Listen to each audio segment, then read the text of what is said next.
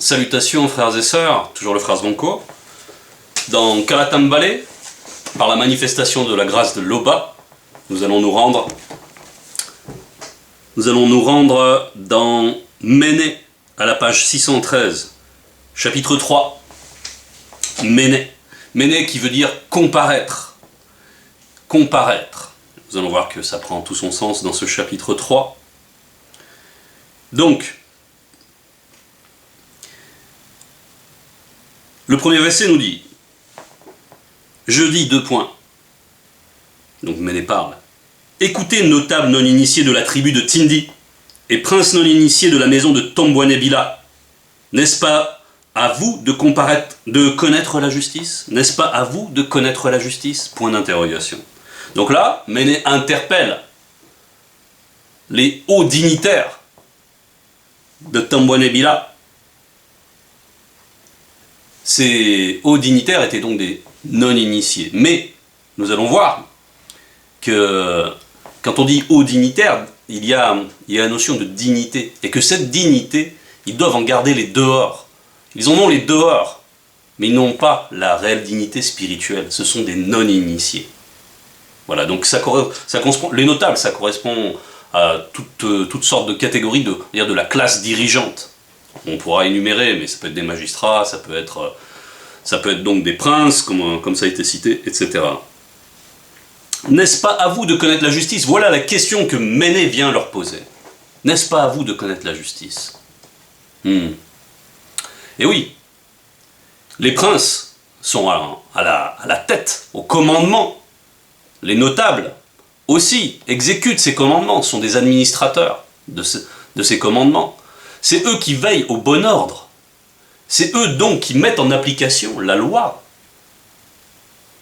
Et dans cette mise en application de la loi, il doit ressortir un fruit manifeste, un fruit du mundi qui est la justice.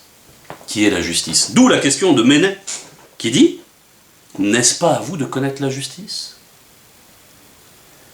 Donc, Méné commence par cette question, à les inviter à rentrer en eux-mêmes. Il les interpelle. Et voilà, ensuite, ce que dit Méné. Vous haïssez le bien et vous aimez le mal. Vous haïssez le bien et vous aimez le mal. Vous trompez les plus faibles. Vous trompez les plus faibles. Donc, ici, suite à ce questionnement par rapport à la justice, voilà ce que Méné fait connaître, parce que Méné, en tant que Mutopedamundi, en tant que prophète, il doit faire connaître, c'est son rôle, il doit faire connaître quel est le jugement du grand ordre des choses, quelle est la vision selon le Mundi Musangi. Et voilà comment ces princes, ces notables sont vus, comme des personnes haïssant le bien et aimant le mal, se réjouissant du mal. Vous trompez les plus faibles, vous trompez. Bon, on revient à cette notion de dignité qu'on a mentionné à l'occasion du verset 1. La dignité. Dans la notion de dignité, il y a donc une certaine respectabilité. Et cette respectabilité-là, elle est simulée aux yeux du peuple. Et c'est pour ça qu'il est dit qu'il trompe les plus faibles. On va voir que dans cette manière de tromper, il y a des stratagèmes, il y a des méthodes pour tromper le peuple, pour que malgré leurs mauvaises œuvres à cette classe dirigeante, ils continuent à bénéficier de la confiance du peuple. Vous trompez le peuple. Donc, on verra, on rentrera plus en détail dans, on va dire, la formalisation, la méthode pour tromper. Et maintenant, on voit, donc, on parle ici des plus faibles, les plus faibles. C'est eux. Les plus faibles ici, c'est donc le peuple. Le peuple qui, lui, on dit baladé, c'est-à-dire, mais baladé dans le sens, ils sont guidés vers une destination hors du chemin, hors de la spiritualité. Ils sont mal orientés. Ils sont trompés. Et on va lire Mulangwedi 8, verset 11 à la page 460. Mulangwedi, ou Monmon, évoque cela. Et on va voir que les faibles, quoiqu'au départ ils sont trompés, ils vont quand même avoir une part de responsabilité. Donc on a dit, Boulangouedi 8, verset 11, où il est dit « Parce qu'une sentence contre les mauvaises actions ne s'exécute pas promptement, le cœur des hommes se remplit en eux du désir de faire le mal. » D'accord. Parce qu'une sentence contre les mauvaises actions ne s'exécute pas promptement, le cœur des hommes se remplit en eux du désir de faire le mal. C'est-à-dire qu'on, comme on peut le voir ou l'entendre souvent par rapport aux gens qui se plaignent du fait qu'il y a une corruption généralisée, que ceux qui ont des places importantes dans la société en profitent pour se gaver, pour leurs propres intérêts. Ils profitent de leur place, qui est normalement d'utilité publique, qui doit servir le peuple, pour en fait se servir eux-mêmes. Voilà. Et ils font toutes sortes de mauvaises actions pour pouvoir faire de l'abus de pouvoir, pour pouvoir soutirer des choses indues.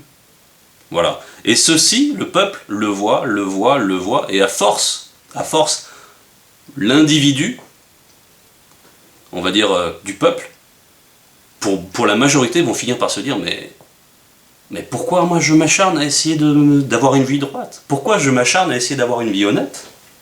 De travailler, de gagner correctement ma vie, alors que ce qu'ils font, eux, c'est nous imposer toujours plus de choses, nous taxer, et en même temps, je n'arrive pas à m'extraire de ma condition. Et alors pourquoi je continue à essayer d'être comme ça? Et on voit que cette situation perdure. Donc la sentence contre les mauvaises actions n'arrive pas. Le changement n'arrive pas. Cela ne fait que s'empirer, s'empirer, s'empirer. La corruption prend des proportions très importantes. Et la sentence n'arrive pas. Donc les gens vont dire, où est la justice? Et ils vont accepter, peut-être au départ à contre-cœur, mais ils vont finir par accepter ce système, et de composer avec ce système, et de l'accepter, et d'accepter la corruption à leur tour, et d'agir eux-mêmes de manière détournée, de frauder, etc. etc. Donc c'est tout un processus. Et donc ce qui est venu par la tête, par cette élite, par ces hauts dignitaires, finit par atteindre tout le reste du corps. On dit qu'il y a un proverbe trivial qui dit que le poisson pourrit toujours par la tête. Voilà. Et ensuite, c'est tout le reste qui est atteint. C'est tout un processus, donc. Voilà Boulangouedi qui nous enseigne à ce sujet. Donc vous haïssez le bien et vous aimez le mal, vous trompez les plus faibles. Donc on reviendra sur la notion de tromper. Au verset 3, alors ils crieront vers Moutatedi, entre parenthèses l'entité, mais Moutatedi ne leur répondra pas. Il leur cachera sa face en ce temps-là, parce qu'ils ont fait de mauvaises actions, comme on a vu dans les mauvaises actions qui ne trouvent pas de sentence dans Boulangouedi. Donc ça, c'est cette contamination a pu atteindre l'ensemble d'une société. L'ensemble d'une société. Et ce qu'on dit là pour Tambouane Bila, ce qu'on dit là pour les tribus de Tindi, c'est quelque chose qu'on peut voir par ailleurs dans tout autour de nous. C'est toujours le même processus, c'est toujours les mêmes lois spirituelles qui sont en vigueur, et donc c'est toujours les mêmes processus. Et nous pouvons transposer ce que nous voyons là dans Kalatambalé, parce que Kalatambalé nous enseigne à discerner ce qui est bien et ce qui est mal. On peut apposer cette même grille de lecture pour voir ce qui se passe de manière contemporaine autour de nous, dans nos sociétés, peu importe si vous vivez, peu importe le lieu où vous viviez. Mais on verra qu'on peut faire cette transposition. Donc, là on voit que il est prophétisé qu'ils crieront vers Moutatedi, mais que ce sera trop tard. Parce que le lien sera rompu. Il ne leur répondra pas. Il leur cachera sa face en ce temps-là. C'est-à-dire qu'il y a un temps pour chaque chose. Parce qu'ils ont fait de mauvaises actions. Bien. Donc on voit que le peuple est également responsabilisé. Il n'y a pas que les dirigeants. Souvent, voilà, donc comme on l'observait tout à l'heure, le peuple a tendance à prendre pour excuse que ses dirigeants sont corrompus pour eux-mêmes faire du n'importe quoi. Et donc là, ils sont également tombés sous la sentence. Verset 4, ainsi parle Mutatedi sur les faux prophètes qui égarent les non-initiés du peuple. On va aller au verset 5. À cause de cela, vous aurez la nuit, 3 petits points, et plus de vision, point d'exclamation. Vous aurez les ténèbres et plus d'oracles. Le jour s'obscurcira sur eux. Bon. Voilà ce que ça représente en fait. C'est que, là on a parlé des prophètes, on a parlé aussi donc, au verset 3, qu'ils n'auront plus de réponse. Donc là, en fait, Mutatedi, c'est celui qui guide et qui intronise. Voilà. Et ce qu'il est retiré, c'est la guidance. C'est la capacité de discernement en même temps. C'est la capacité à connaître la loi. Ils sont livrés à leurs propres œuvres. Et ce qui va avec, c'est un obscurcissement. C'est une incapacité à voir à nouveau le chemin. Donc, ils sont, par là même, on leur retire la bénédiction, on leur retire la protection, et ils sont livrés à leur mauvais penchant, et ils sont livrés par là même au monde occulte, du fait du retrait de cette guidance de Mutatedi. Mais là, on nous parle aussi spécifiquement du rôle des faux prophètes, qui égarent les non-initiés du peuple. Bon, voilà, on a parlé aussi de comment l'élite trompe son peuple. Eh bien, c'est aussi par un arrangement avec cette caste des faux prophètes, derrière lesquels il y a une activité occulte particulière, celle des démons religieux. Voilà, qui est derrière les faux prophètes, derrière les faux prêtres, derrière les faux représentants du Verbe. Et on a un exemple très marquant dans Bible, et on va y aller, qui relate de cela. C'est donc dans Kiné Ewo 31. Je vais juste expliquer brièvement parce que le passage serait un peu trop long. C'est donc le roi Mola qui reçoit le roi Kokissé qui est en visite. Le roi Mola, c'est le roi de Tombouenabila. Et le roi Kokissé lui rend visite. Et le roi Mola veut l'inciter à venir faire alliance avec lui pour faire la guerre à un autre roi encore. Voilà. Le roi Mola donc essaye de convaincre le roi Kokissé de faire alliance avec lui pour mener cette guerre. Et donc, au verset 5, il est dit « Et Kokissé dit au roi de Tombouenabila, consulte d'abord, je te prie, le verbe de Loba. » Voilà ce que le roi Kokissé fait comme demande au roi de Tombouenabila. Verset 6, le roi de Tombouenabila réunit les faux prophètes au nombre de 400. Il leur demanda 2 points. Irai-je à Ewonda de Mbame pour combattre spirituellement ou dois-je y renoncer? Donc c'est la conquête qu'il convoite. Et les voici la réponse des faux prophètes. Ils dirent, 2 points, monte, point d'exclamation. Mutatedi livrera la ville aux mains du roi. Mais Kokissé sentit au-dedans de lui que tous ces prophètes mentaient.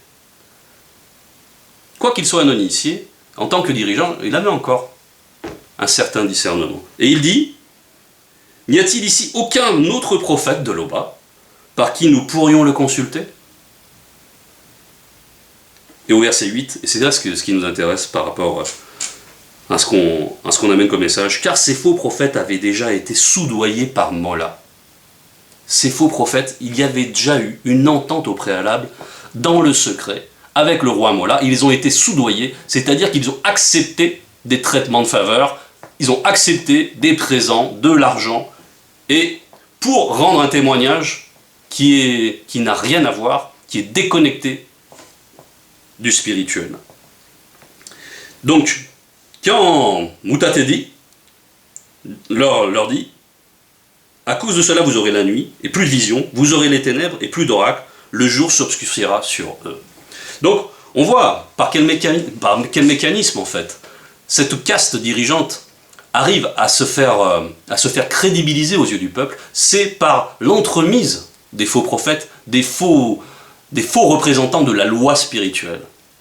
Comme aujourd'hui, beaucoup de soi-disant hommes d'église, hommes de religion, viennent toujours en renfort du pouvoir de l'État, viennent toujours montrer leur caution, leur soutien aux hommes d'État pour que le pouvoir puisse continuer à faire tout ce qu'ils désirent selon leurs mauvais désirs. À faire en sorte que la corruption puisse continuer, à faire en sorte que les mauvaises œuvres puissent continuer à abonder sans que le peuple se rebelle. Sans que le peuple se rebelle. Donc, on voit comment ils se crédibilisent les uns les autres. Et on a dit que c'était des démons religieux qui étaient derrière cela. Mais, à certains égards, on a vu, par exemple, comment on sait que les démons religieux inspirent aussi les hommes qui se disent de science. C'est les mêmes esprits qui sont à l'œuvre. Et on a vu comment, pendant cette histoire du Covid, les hommes de science ont joué un rôle prédominant pour convaincre le peuple d'aller dans une certaine direction, celle qui arrangeait l'État, celle qui arrangeait certains intérêts privés, pour pouvoir massivement inoculer des produits. Donc, c'est toujours le même processus. C'est toujours le même processus. Il suffit de voir quels esprits sont derrière quelle personne. Ça, c'est le verbe qui nous éduque en cela. Et là, c'est une leçon aussi de discernement. Kalatambale nous enseigne pour pas être dupe de ces machinations. Et on a vu qu'ils ont été soudoyés dans le secret. On sait aussi qu'il y a plein d'arrangements, beaucoup se connaissent à travers des réseaux de sociétés secrètes. Et ils forment d'abord leurs plans tous ensemble, et ensuite ils simulent leurs actions, ils simulent ne pas être d'accord, ils simulent qu'il y a des débats, et en fait ils sont tous d'accord pour aller dans une seule direction. Et le peuple est dupe. Il regarde ça comme une pièce de théâtre, et il n'a pas de discernement, et ils font tout ce que veulent les dirigeants. Et pourtant, ces dirigeants passent leur temps à les tondre, à les spolier, à les opprimer. Mais ils continuent à croire en eux. Donc, voilà en quoi relève toute cette tromperie. Verset 6, les voyants seront confus, les devins auront honte, tous se couvriront la barbe, car Mutatedi ne répondra pas. Il ne passera bien sûr pas par ces êtres corrompus, et même ils seront confondus. Et même, donc la honte viendra du fait que certainement leurs fausses prophéties s'avèreront catastrophiques, contredites par les faits. Verset 7, mais moi je suis rempli de force, de Mudimu Sangi, de Loba, je suis rempli de justice et de vigueur, pour faire connaître aux non-initiés issus de la tribu de Tindi le crime de leurs œuvres, et à ceux de Tombonebila leurs péchés. Ça, c'est Méné qui parle. Ça, c'est le prophète authentique. Celui qui est véritablement inspiré qui parle. Et ça détonne. Et ce ne sont pas des propos flatteurs qui émanent de sa bouche. Il n'est pas là pour faire plaisir aux gens. Non, il est là pour dire ce qui est droit. Et ce qui est droit, ça irrite les méchants. Ça irrite les méchants. Et on sait souvent comment cette classe dirigeante, lorsqu'elle reçoit un témoignage de droiture, comment elle réagit. Alors elle va commencer à ostraciser cette personne, à la mettre en prison, à éventuellement essayer de la tuer, à la faire taire par tous les moyens, à la décrédibiliser en la diabolisant. Cela aussi, on a pu le voir durant des moments de crise. Quelques gens qui avaient quand même un certain rapport à l'éthique, à la loi qui est dans leur esprit, qui témoigne, qui avait une certaine déontologie. Il y a certains scientifiques qui ont essayé de faire valoir une certaine réserve par rapport aux agissements de l'État. On a vu quel sort leur a été réservé, comment on les a tous pris un par un pour les décrédibiliser, pour les confondre, pour leur empêcher d'exercer, de parler, pour les museler.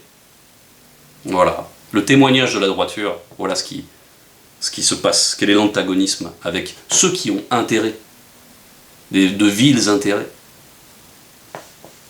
Mais là c'est un Mutopeda Mundi qui rend son témoignage par le Mundi.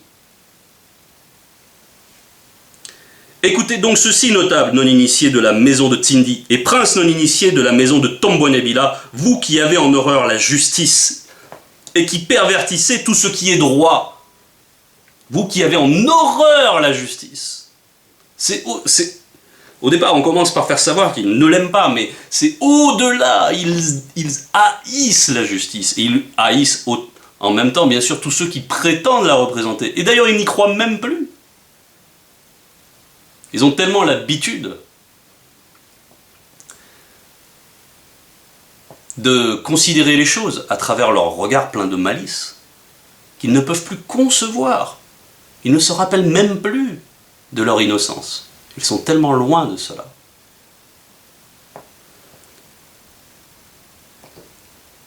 Et Méné poursuit. Vous qui bâtissez Ouassé avec le sang et Longanapi avec l'iniquité. Bon. Verset 10. Ces notables non-initiés jugent pour les présents. Et ces faux prêtres enseignent pour un salaire qui est prévu aux vrais prêtres. Et ces faux prophètes prédisent pour de l'argent de sang. Ils osent s'appuyer sur le verbe de Loba. Ils disent, le verbe de Loba n'est-il pas au milieu de nous? Le malheur ne nous atteindra pas. Donc on voit à quel point ils usurpent, ils gardent les traditions des initiés, ils gardent les traditions, ils les vident de toute substance, ils gardent les apparats, ils gardent les cérémonies, ils gardent tous les dehors de la dignité. Et ils font et leurs œuvres, ça leur sert juste d'alibi pour pouvoir œuvrer selon leurs mauvais désirs, qui consiste à capter des héritages, qui consiste à dépouiller les plus faibles, qui consiste à pratiquer l'injustice de manière systémique, et à ne jamais être embêté, à ne jamais être exposé, à ne jamais craindre la justice. Ils ne la craignent pas puisqu'ils vont même jusqu'à invoquer le verbe de Loba. Ils n'ont aucune crainte du respect qui est dû à Loba. Et lorsqu'ils font cela, lorsqu'ils ont cette outrecuidance, lorsqu'ils ont cette audace d'invoquer par-delà, en plus de tout le crime, d'invoquer le verbe de Loba comme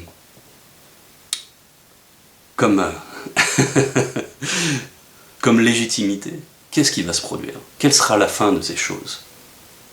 Une fois qu'ils auront bien enseigné l'hypocrisie à leur peuple, quelle sera la fin de ces choses? Le jugement. Le jugement, immanquablement. Et c'est pour ça que nombre de civilisations, après leur apogée, après avoir bien fait du n'importe quoi, avoir eu du zèle pour l'oppression, comment on les voit ensuite décliner et chuter systématiquement, parce qu'il y a des lois.